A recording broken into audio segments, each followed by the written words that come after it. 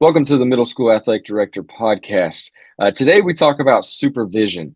What do we do with those students after school before practice starts? Is there eyeballs on them? Whether it's a on-campus coach or an off-campus coach, whether it's opposite gender coaches. So got to make sure there's eyes on the student athletes. But before we dive into it, cue the music.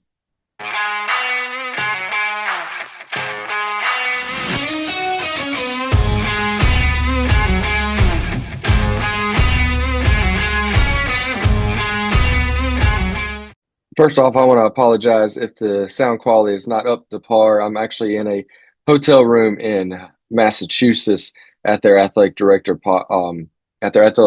state conference.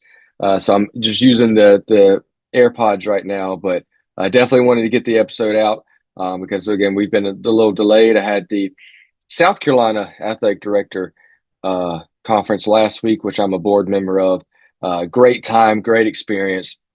We did a lot for our middle school athletic directors. We give them a middle school package, a little bundle with a discount so they can take 700 and 701 to help get their middle school certification. So it was a great time seeing all the people down in South Carolina. It's been amazing here in Massachusetts. Everybody's been very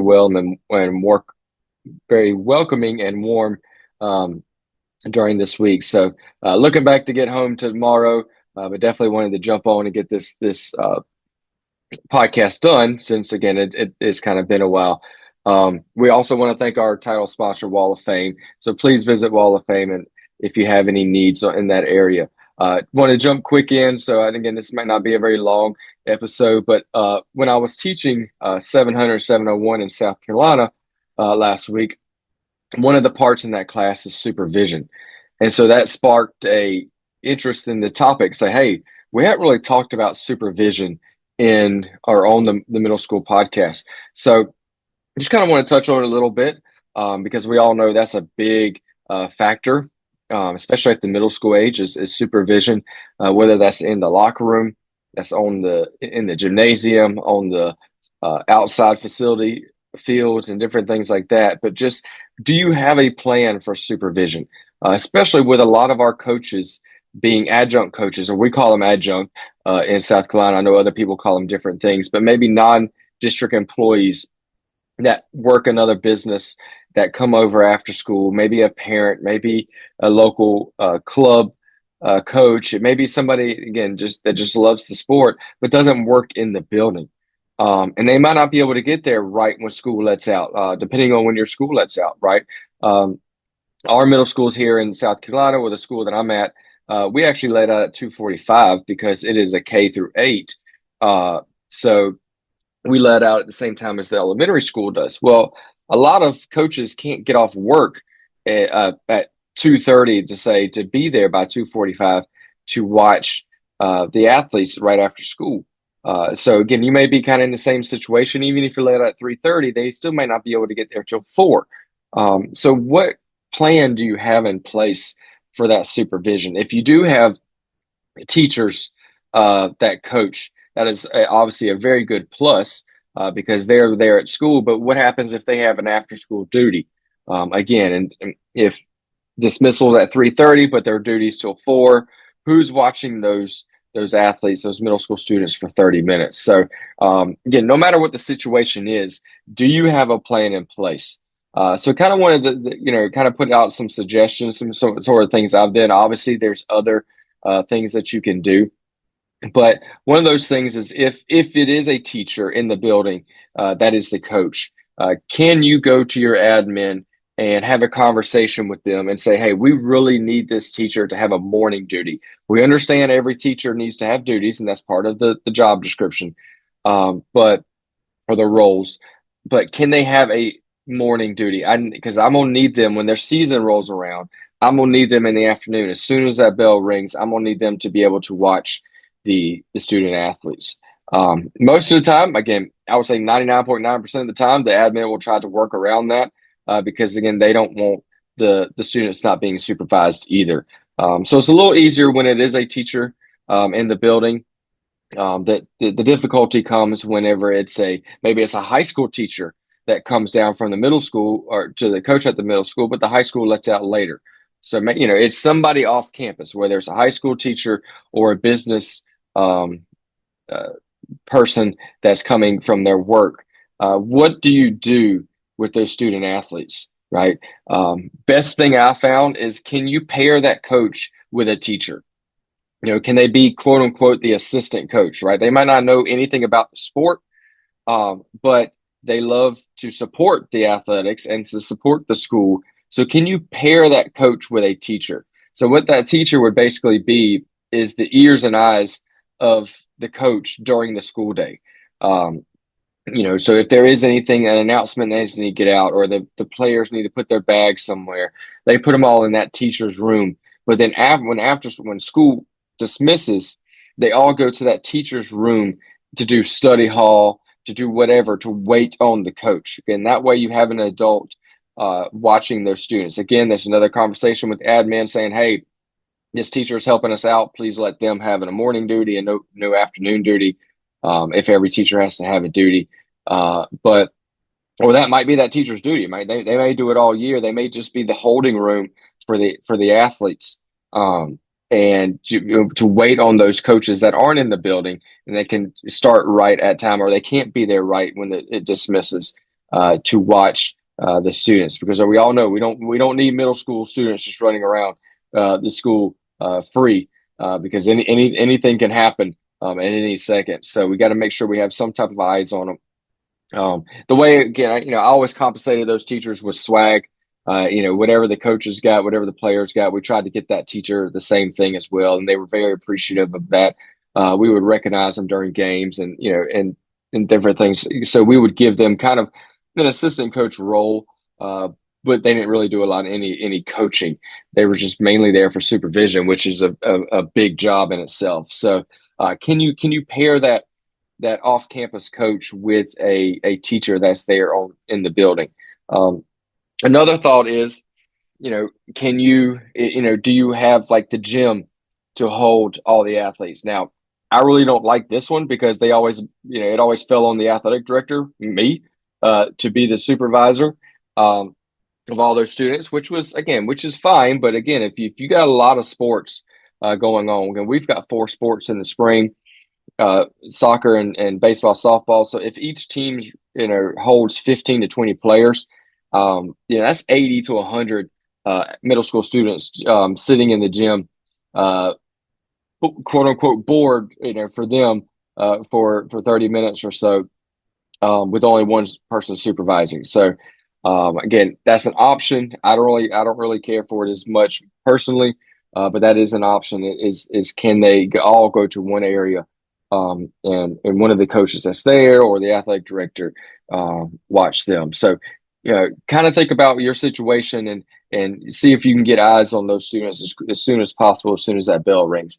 The other one I wanted to talk about was locker rooms, right? Obviously, we all know the negatives about the locker rooms, and really don't need to go into that. But there's a lot of things that can happen in there. So, making sure that there is a coach in that locker room, supervising them getting ready for practice. Again, they don't have to obviously just be standing there watching. They can be, most middle schools, the PE teacher's office is in there, or maybe the athletic director's office is in there. There may be an office in there that you can actually go and, maybe just get some work done, or do something else, but you're still in the presence of them, keeping an eye on them and supervising. The issue comes in whenever it is an opposite gender coach. If it's a male coaching a female sport, or even if it's a female coaching a male sport, what goes on? Because obviously those coaches cannot go in the locker room to supervise. So, again, that comes back to that teacher. Can you get a teacher to supervise? Or if you are lucky that you do have a male coach and a female coach there in the building, then obviously the female can go in the girls' locker room and the male can be in the guys. And, that kind of takes care of the supervision. Can you talk to your PE teachers? If you're not the PE teacher and they're not coaching anything, again, a lot of the times their offices are in there. So can that be their duty after school as well? to supervise the locker room. So definitely need somebody to have eyes on them. It becomes a little challenging when it's an opposite gender coach. But again, it's not uncommon, right? There's a lot of opposite gender coaches. So, what are we doing? Hopefully we're not just saying go change and we'll see you out at the field in 10 minutes, because as we all know, there's a lot of stuff that can happen in that locker room in a split second. So making sure that we have somebody in there. And just the other one I want to talk about was even when you're at games, kind of supervision. If it's a double header with girls basketball then boys basketball following, or girls soccer and boys soccer following, or whatever the situation is, what is that team that's waiting for the game to start, or the game's already concluded and they're waiting on the other game to get finished? What is that team doing, right? Is the coach sitting with them in the stands? Are they allowing them to walk all over the facility and go wherever they want, especially if you're in an away game and the parents aren't there to take them home? So what do you do with those students that have to wait for that other game to get over and get on the bus, right? And what are you doing with the athletes before your game is, while the other game is playing?